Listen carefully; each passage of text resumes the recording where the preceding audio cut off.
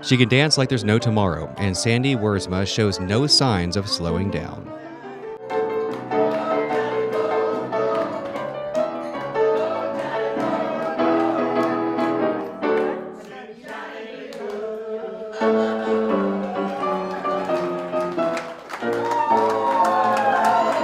And all who are blessed to meet her find out just how special she truly is. Her value as a person in this world is unmeasurable.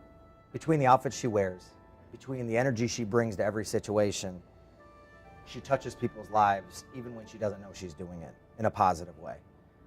There's residents in our building that would be lost if Sandy wasn't here.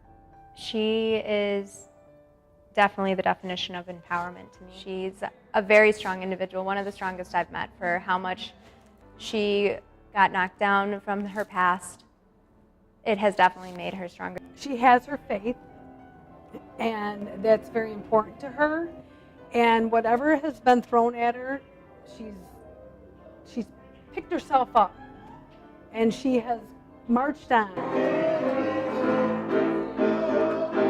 Sandy and her husband Jim live at Story Point in Rockford, Michigan, but her journey in life began as a little girl living at an Amish community in Oakland, Maryland. I milked 25 cows before I went to school every morning. My brother and I milked 25 cows in the morning before we went to school, and then we milked 25 cows at nighttime. My dad had 25 dogs running around because he was a hunter, and he would hunt everything and bring it home.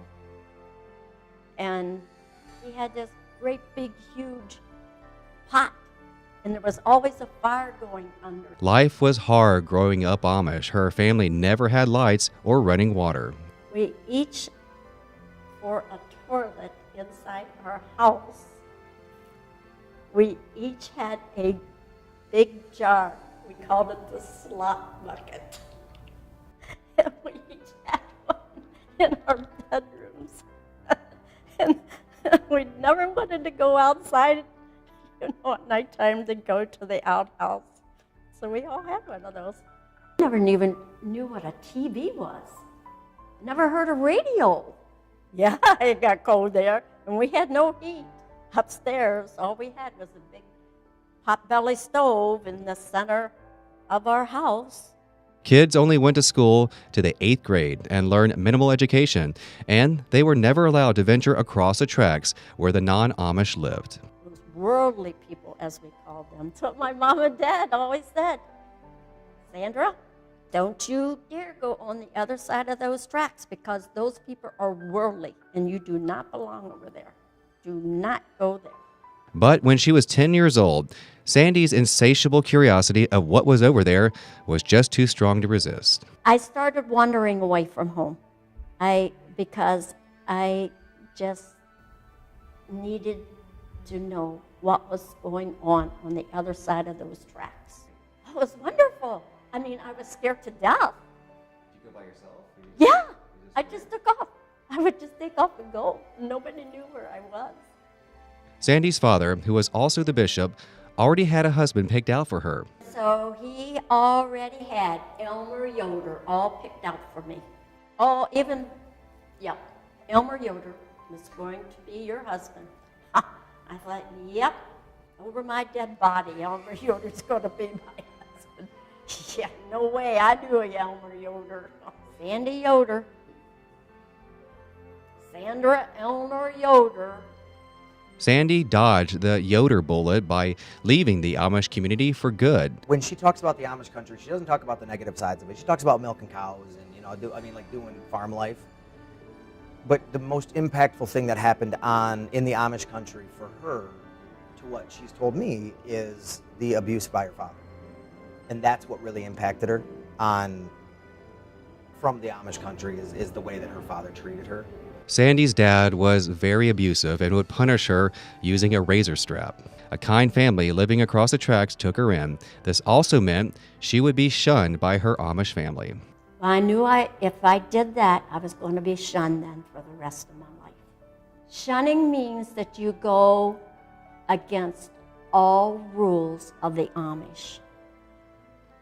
You have now disobeyed, and you have gone outside of the realm. And Sandy's world got a whole lot bigger. I went to live with the family, and then they took care of me. Oh, I was excited. The first time I got in the shower, I mean, I just let water just run all over me. I couldn't believe it. I was taking a shower. They even had to show me how to turn the faucets on and everything. They did. Because we, at home, we bathed in this big wash tub thing. My brother and I shared the same water, you know, and eating their food. The food, I wasn't eating roadkill every day. The first time I wore makeup and jewelry. Then one day, Sandy decided to pay her Amish family a surprise visit. I went home with makeup on and jewelry and all of these worldly clothes. My dad said to me, you know what? I have a notion just to go in there and get one of those rags I have and take some of that lard we have in that jar and just take it and just wash your face. Sandy graduated high school and ended up marrying one of the sons who was part of her new family's home. And she and her first husband, Ernest White, started their own family. I had 2 children, Ernie and Brenda, and we were married for 24 years. And he had a heart attack and died on the operating table. Nobody that's gone through more than her, that stays positive and still continues to press forward and help people and do everything that she was put on this earth to do. She's had lots of individual journeys that have taken her through a lot of catastrophic things, and yet somehow she still continues to be who she is. Life has no boundaries for her. She grabbed it by the horns, and she's been dealt some pretty crazy blows, but it didn't stop her. It's really amazing to me because it's what built her to be who she is. She wouldn't be Sandy Wiersma, Mama Story Point, this hardworking individual without all that happened to her to build her and build that strength in her.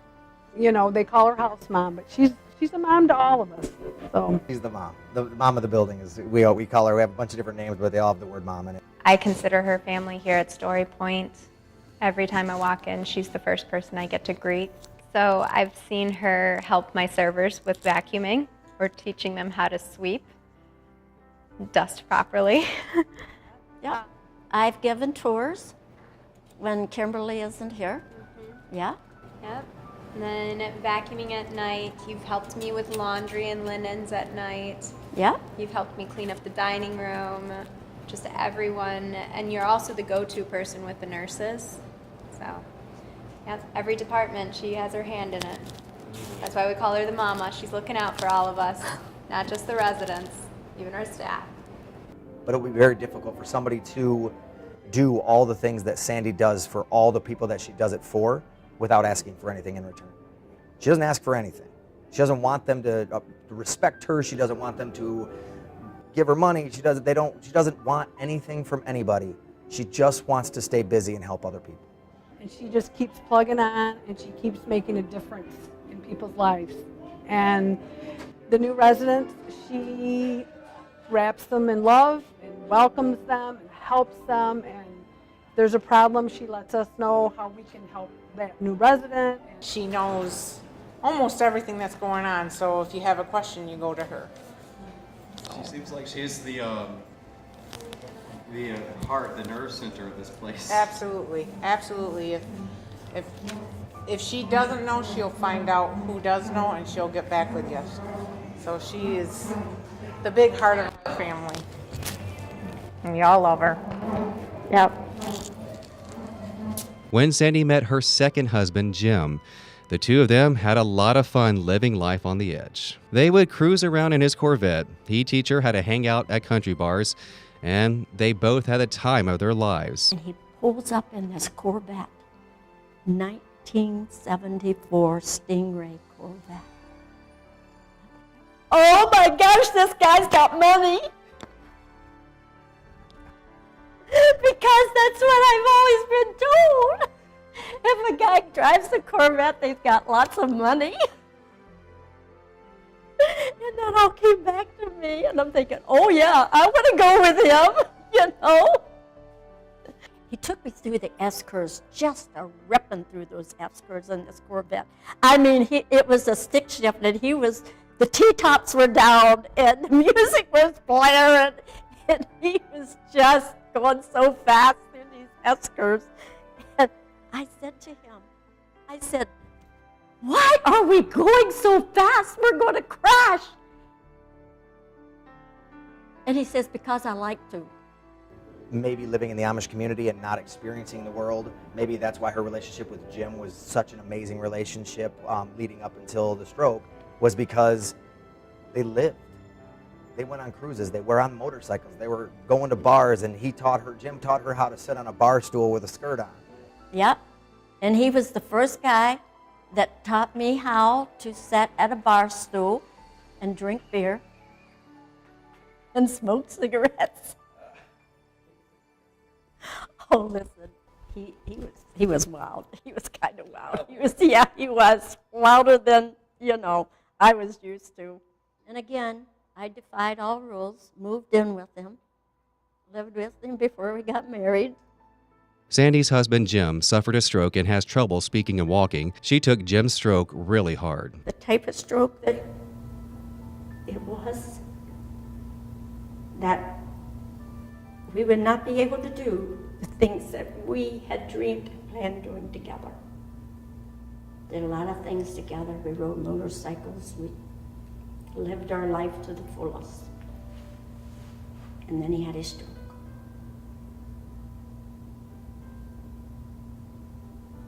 That was a very dark time for me. But her greatest challenge came years later in a terrible tragedy involving her daughter and granddaughter. Her daughter, Brenda, murdered by her granddaughter, Kayla. An argument led to a fight, and the fight led to Brenda losing her life. Sandy got the news over the telephone the next day. And then when I got that call that my daughter was killed,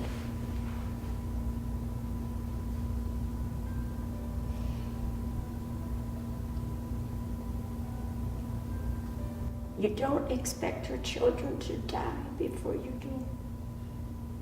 And the way she died was wrong. Oh, I threw my phone up in the air. I ran out just screaming and yelling and just threw myself down on the pavement and just buried myself into the pavement and just couldn't believe what I was hearing. My own granddaughter killed her mother.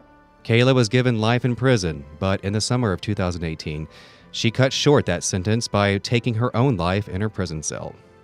Kayla hung herself in prison. And that day, we just loved on her because we knew she was hurting, and we knew that we were her family now. And, we all hurt with her. She had already made amends internally that she did not want her granddaughter in her life anymore because of the fact that she did such a horrible thing to her daughter. And the fact that it happened was painful, I would imagine, but I don't think it was something that when her granddaughter died in jail that impacted her as much as it could have, because she had already made amends with herself that she didn't want anything to do with her granddaughter in her life again. Was I sad? Yeah, I was sad because she is my granddaughter. Was I happy? Some part of me, yes, I was happy.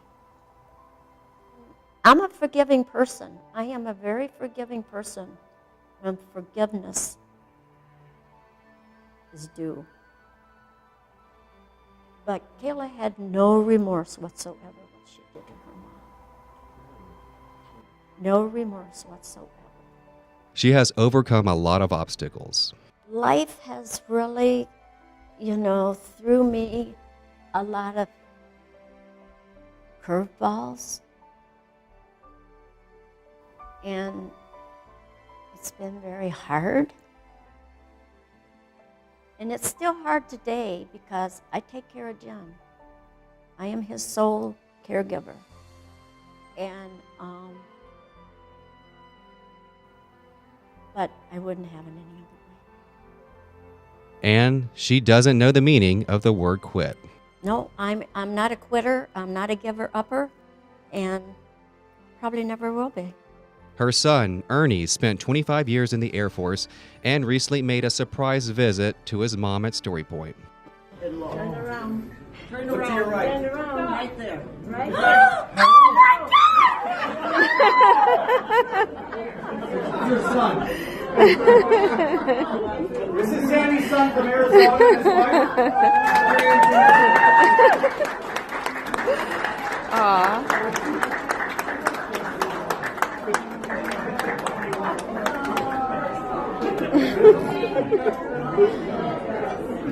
Sandy has some words of wisdom that can help others. Whatever you want to set your mind to do in life, you can do it. Just follow your own heart. Follow, when you make up your mind to do something, just follow through with it. She always lends a helping hand and offers a sympathetic ear. A lot of the residents come to me and confide in me, and I'll just sit and just listen to them. Put my arm around them, give them a hug, let them know that I really care about what they're saying to me. Sometimes I can kind of share some of my experiences that I've gone through with them, and they'll look at me and say, "Really, Sandy? You have been there? You've done that? You know what I'm struggling with?" Yep, I have. There's always something I feel like that you can say to somebody, just maybe one word would uplift them, would brighten their day. That life is only 10% of what happens to you. 90% is what you or how you react to it. Once again, with all the craziness she went through in her life, she's also lived some amazing experiences and adventures. There are no what ifs in her life at this point. This is where she's at today with the things that she's gone through, and the person she is today has happened because of the things that she has gone through. Loaded with passion, loaded with purpose. Somebody that wakes up every day excited to support the community and make it truly their home. Everything that you would want out of the most perfect resident. If you were to design the perfect resident, Sandy is that resident. Beautiful, intelligent, hardworking, passionate, wakes up with a purpose, wakes up with passion every single day. Somebody that supports everything you do, somebody that supports every resident in the building no matter what they've gone through and what they have going on. Nobody that's gone through more than her, that stays positive and still continues to press forward and help people and do everything that she was put on this earth to do. Jim and Sandy continue their life together and have found plenty of friends to make memories with at Story Point Rockford. Surrounded by friends, Sandy makes her journey through life one day at a time.